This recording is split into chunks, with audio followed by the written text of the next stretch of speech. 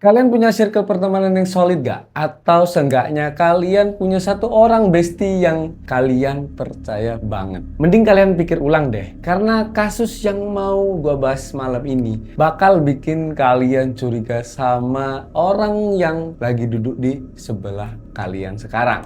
Ini bukan cerita pembunuhan biasa, ini level sakit jiwa paling beda. Bayangin kalian punya temen atau sahabat kalian sendiri, terus kalian habisin dia. Tapi bukannya panik atau kabur, kalian malah ngecor jasad di dalam bak mandi. Dan yang paling gila, kalian lanjut hidup normal selama 2 tahun. Kalian kerja, kalian nongkrong, kalian habis story, kalian ketawa-ketawi, padahal di belakang tempat kerja kalian ada mayat sahabat kalian sendiri yang lagi membusuk di balik lapisan semen. Gimana rasanya hidup berdampingan sama mayat yang kalian bunuh sendiri? Kenapa dia nggak kabur dan apa yang bikin dia sampai ngelakuin hal yang lebih gila dari sekedar membunuh? Selamat datang di Ruang Gelap. Malam ini kita bedah kasus rumah semen. Oke, kita mundur dulu ke TKP. Lokasinya di pesisir selatan, vibes-nya tuh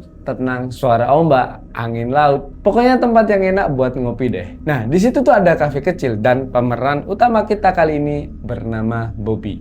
Malam itu Bobby lagi beres-beres kafe. Mungkin lagi closingan. Tiba-tiba pintunya kebuka. Masuklah temennya sendiri namanya Periwisata. Mereka ini bukan orang asing ya, satu circle udah kenal lama, tapi malam itu Periwisata datang dengan muka kusut. To the point, dia butuh duit, minjem duit. Nah, nominalnya berapa? Coba tebak. Juta-jutaan? Ratusan juta? Enggak, cuma 400.000 rupiah. 400.000 guys, tapi buat Periwisata yang lagi kepepet itu duit gede. Bobby nolak, dia bilang lagi kosong. Periwisata maksa. Mulai deh itu cekcok, suara naik nada tinggi sampai akhirnya meja kegeser dan kursi jatuh. Nah, di titik ini setan di kepala Bobby mulai ngambil alih. Dia ngerasa harga dirinya diinjak-injak di kantong dia sendiri. Bobby ngambil balok kayu di dekat pintu belakang dan duk. Satu hantaman keras, Periwisata goyang. Hantaman kedua, hantaman ketiga, hening. Suara ombak kedengeran lagi, tapi nyawa Periwisata udah pergi. Sekarang posisinya Bobby berdiri di atas jasad temennya. Darah di mana-mana. Kalau orang normal pasti panik, shock, atau lari lapor polisi kan. Nah, Bobby ini beda guys. Otaknya langsung ganti mode.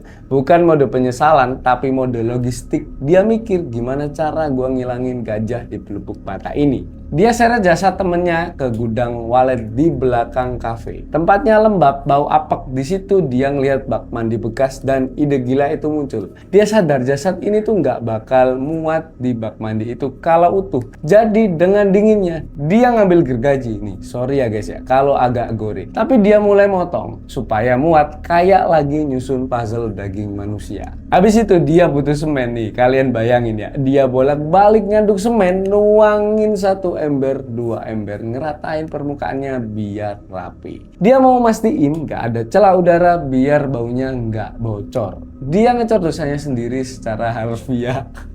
Korban seorang lelaki asal Surantih, Kecamatan Sutra ditemukan dalam kondisi sudah jadi kerangka di dalam bak mandi yang dijadikan sebagai sarang burung walet. Nah, setelah malam jahanam itu Bobby ngapain coba? Dia kabur? Enggak guys, dia lanjut hidup bro. Dia pindah ke Batam kerja biasa, kayak gak ada beban dosa. Aktingnya jago banget, udah layak banget ikut casting sinetron ya. Nah, 2 tahun berlalu, 2 tahun kafe itu kosong jadi bangunan mati. Tapi kalian tahu kan, sepandai-pandainya tupai melompat atau dalam kasus ini, serapi-rapinya kalian ngecor mayat, alam selalu menang. Nah, warga sekitar ini mulai nyium bau busuk pas lewat kafe itu. Baunya tuh bukan kayak bangkai tikus, tapi nyengat banget, bikin mual. Ternyata semen buatan Bobby ini retak. Ada cairan hitam ngerembes keluar. Warga lapor polisi. Tim forensik pun datang bongkar itu bak mandi dan pas betonnya dihancurin, boom, kelihatan semua potongan tubuh manusia yang udah nyatu sama semen. Kasat Reskrim Polres Pesisir Selatan, AKP M. Yogi Biantoro,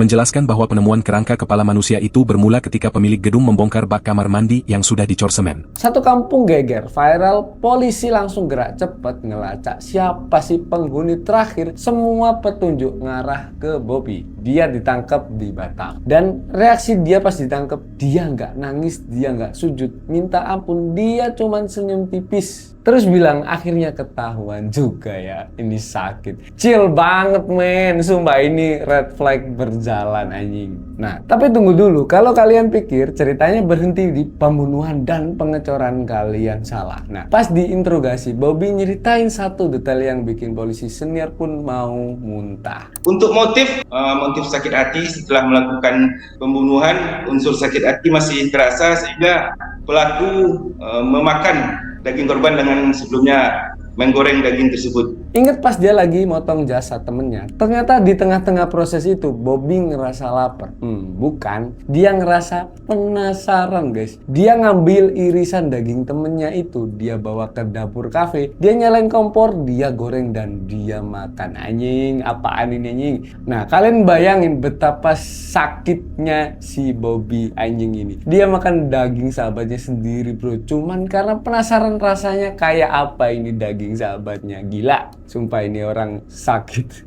Dia bilang ke polisi, saya cuma pengen tahu aja. Gila nggak tuh? Nah, motivasinya bukan ritual, bukan mistis, cuman pure penasaran. Bangke. Pas gua baca hasil pemeriksaan psikologinya, dokter bilang Bobby ini psikopat fungsional. Artinya apa? Artinya dia sadar 100%. Dia tahu ngebunuh itu salah. Dia tahu makan orang itu dosa. Tapi saklar rasa bersalah di otaknya itu udah putus.